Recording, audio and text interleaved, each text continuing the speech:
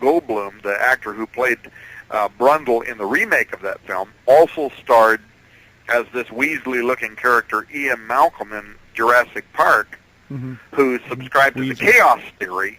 He wanted to know who thought it was a good idea to bring back these extinct species as he's being chased down the road by this giant man-eating T-Rex. Now, let me get back on track. So everybody ought to be concerned about what's happening here on a very humanistic level. You don't have to be any particular faith. You don't have to be a Christian. You don't have to buy into any of that. But you should be very concerned what's happening now in biotech because on numerous levels, we have already introduced numerous nanotechnological products into products we're wearing right now. And it's not just preachers, but it's scientists who are saying this might be a Pandora's box. This could be a huge problem. But we're not waiting. We're doing it anyway.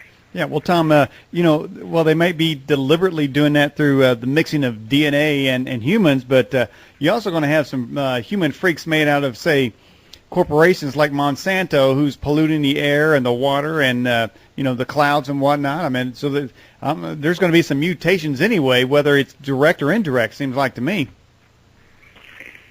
Well, there are, and this is the reason why we need to be engaged in this dialogue. Imagine if more than you and me had been talking about the Bush administration before we went into Iraq. If the public at large had been engaged in this conversation, everything about our country right now, including all the way down to our economy, to our banking, to the cost of fuel, to everything else, would be a different story today. And I tell people, don't forget, here's the irony about all this, Daniel, and I've asked God to forgive me. I voted against Bill Clinton, and yet when Bill Clinton left office, we had the largest reserves, federal reserves, in the history of the United States. I voted for George Bush, and now we have the largest federal deficits in the history of the United States. The decisions that we make by not engaging in public discourse can so strongly affect the future of our country. Now, the average, the guy that's sitting out there that's 89 years old and maybe getting ready to die, he may say, "Well, what do I care? What do I care? I care for my kids, and I care for the future, and I care for my grandchildren." This country, with all of its problems, has been a great country, and I want it to continue to be a great country for my kids. All right, let me get back to answering your wife's question, and this is why this is so important.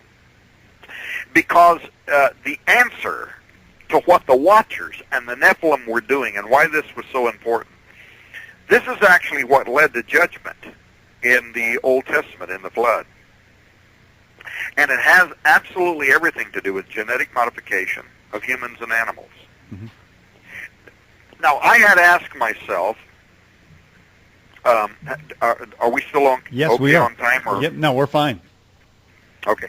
I had asked myself a couple of years ago, or maybe 3 years ago, 4 years ago, if I remain true to the most consistent interpretation of Christian scholarship, why would these angels have needed to blend animals and humans? That became my challenge. And I came to believe that these beings had to blend species in order to create a suitable body into which they could extend themselves. Your wife had asked a moment ago about the human soul.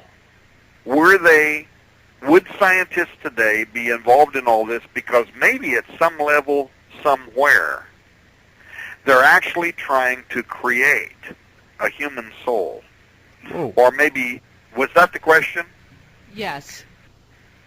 And this is the extraordinary part of this, because every creature, as it existed at the time that the Watchers came down to Earth, every creature had its beginning in God.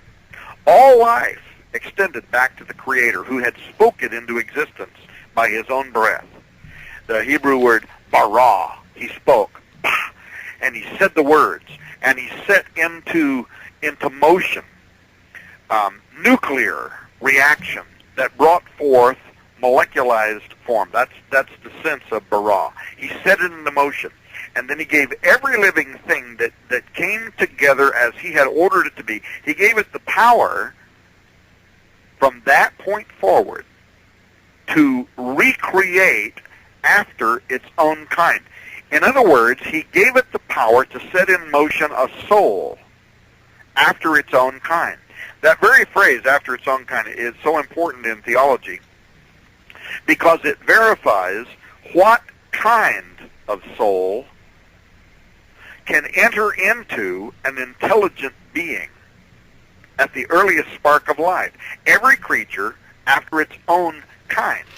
When the sperm of a dog meets ovum of a dog, and life of a dog is formed at the first spark of life, at the first point of embryonic development, the spirit of a dog, the soul of a dog, enters that zygote, and it grows up to become a dog in spirit and form. The spirit of a man doesn't enter it. No. In the same way that a man is not born with the spirit of a horse or a cow. Although my wife, she tells me that some men are born with the spirit of a mule. but the point is, this was the problem, and I tell you, this is central to solving the mystery of the Watchers and why they did what they did. This was the problem. This was what was problematic for the Watchers, because according to ancient records, they wanted to leave their plane of existence and they wanted to enter this three-dimensional reality. They did not want to just come down on Horeb in the days of Jared and possess a dog or possess a man.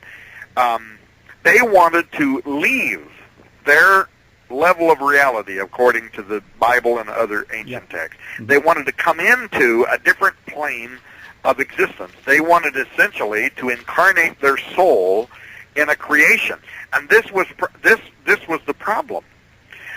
They could not replace the innate spirit of any species, which God, intelligent species, which God had created and set into procreative motion, dating back to Him, for which He forbade any of these creations to reproduce except after their own kind. And He set these barriers between the species. Tom, that's the way. Okay, that's the way it happened. Okay. Now, let me tell you something. As an exorcist years ago, I understand this very clearly. We may be able to cast an alien spirit out of somebody, but we can never cast that person's innate spirit out of them. You are you incarnate until the day you die. There's no way we can cast your spirit out of you. Wow. Well, neither could the Watchers. The Watchers could not replace the spirit of a man or a beast. They might cast other spirits, they might whatever. They could not incarnate themselves in that creation.